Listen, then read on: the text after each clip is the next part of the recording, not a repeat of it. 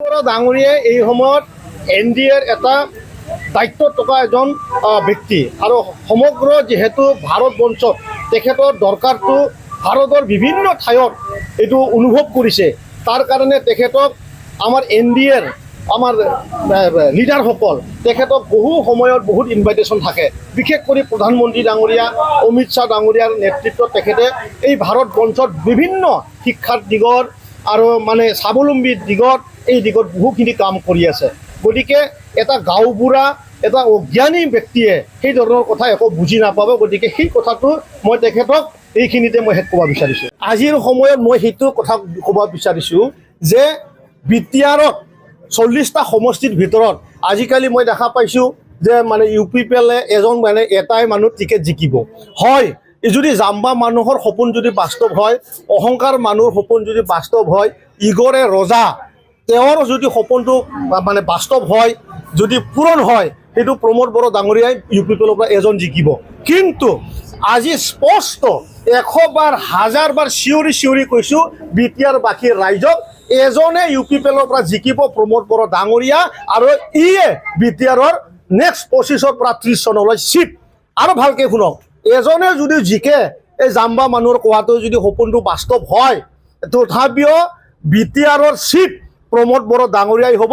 তেওঁ যদি অকলেও জিকে সেইটো কথাটো কিন্তু BTRৰ 35 লাখ জনগোষ্ঠী মানে আমাৰ ৰাইজে সেইটো জানি লওক। আৰু সেইটো ইটোৰ কাৰণে কৈছোঁ, আজিৰ সময়ত প্ৰমোদ বড়ো ডাঙৰীয়াই মানে খালি BTRৰ মানে নেতৃত্ব দি থকা ব্যক্তি হৈ থকা নাই।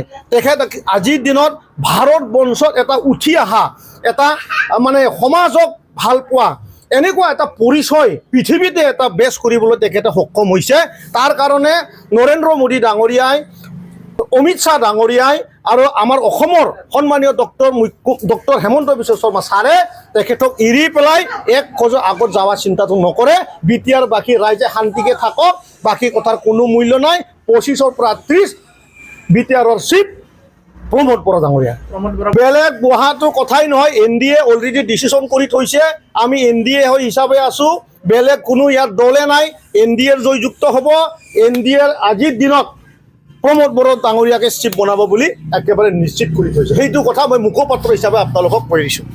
মই কেইদিনমান আগতে এটা নিউজত মই দেখা পাইছিলোঁ, আমাৰ প্ৰমীলা ৰাণী ডাঙৰীয়া বাইদেউনী তেওঁ নিজে চাৰ্টিফিকেট দি আছিল যে হাগ্ৰামা মহিলাৰী স্কুলত যাব নাপালে, শিক্ষা ল'বলৈ নাপালে। সেইটো মই কোৱা নাই, BTRৰ ৰাইজক মই আজি কৈছোঁ। সেইটো মই কোৱা নাই, সেইটো ৰাকেশ ব্ৰহ্মৰ দলীয় স্পক্স পাৰ্চনে কোৱা নাই। সেইটো প্ৰমীলা ৰাণী বাইদেউনীয়ে কৈছে যে হাগ্ৰামা মহিলাৰী শিক্ষা নাপালে। এই শব্দটো আজিও মানে সকলোৰে মোবাইলত ভাইৰেল হৈ আছে। এতিয়া ইয়াৰ কথা এটা কথা স্পষ্ট হয়, যোন মানুহে শিক্ষা ল'ব পৰা নাই তেওঁ জাম্বা হয়, আৰু তেওঁ মূৰ্খও হয়, আৰু তেওঁ অহংকাৰো হয়। তেওঁ মানে দুনিয়াৰ যিহেতু কোনো ধৰণৰ পোহৰ পোৱা নাই তেনেধৰণৰ ব্যক্তি তেখেত হয়।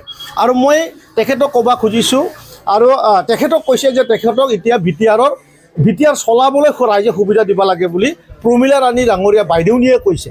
মই ক'ব খুজিছোঁ, যি ব্যক্তিয়ে শিক্ষা নোহোৱাকৈ এই অঞ্চলৰ বহুজন যুৱ ল'ৰাহক লগত লৈ পেলাই BLT কৰি পেলাই বহুতৰ মানুহৰ মানে জীৱন শেষ হৈ গ'ল।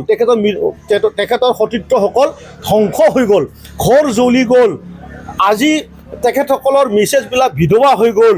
তেখেতসকলৰ কাৰণে তেওঁ কি কৰিলে? আকৌ তেখেতক সুবিধা দি বুলি কৈছে।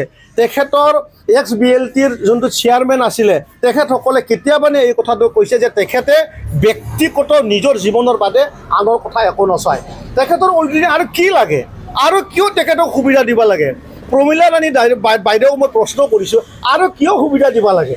অলৰেডি হাগ্ৰামাৰ নামৰ ৰেচৰ্ট আছে, হাগ্ৰামাৰ নামৰ হস্পিটেল আছে, হাগ্ৰামাৰ নামত ডাঙৰ এটা হোটেল আছে। হাগ্ৰামাৰ নামত কি নাই? হাগ্ৰামাৰ নামত 100 বিঘাৰ ওপৰত গুৱাহাটীত মাটি আছে, বৰমাত মাটি আছে। আৰু কিমান লাগে এটা ব্যক্তি?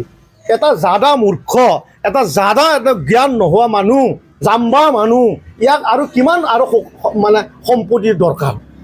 মই সেইটো কথা প্ৰমীলা ৰাণী বাইদেউকহে মানে সুধিব বিচাৰিছোঁ।